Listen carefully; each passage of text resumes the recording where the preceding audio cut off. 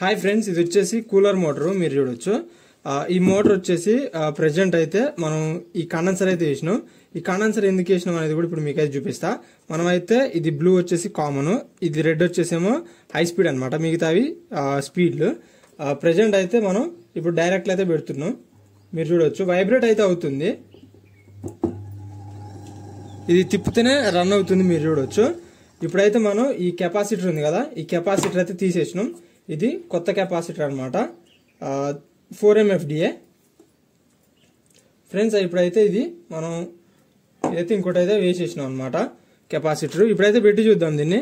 ఇందాకలో పెట్టినట్టుగా common high speed అయితే పెడుతున్నాం ఫ్రెండ్స్. ఇది మీరు చూడొచ్చు ఏ విధంగా నడుస్తుంది ఏంది అనేది. ఓకే ఫ్రెండ్స్, ఇది ఫ్రెండ్స్ వీడియో అనేది. కెపాసిటర్ ప్రాబ్లం ఉన్నా కానీ మోటార్ అయితే నడవదు. ఈ విధంగా అయితే వైబ్రేట్ అయితే అవుతుంది, తిప్పితేనే రన్ అవుతుంది.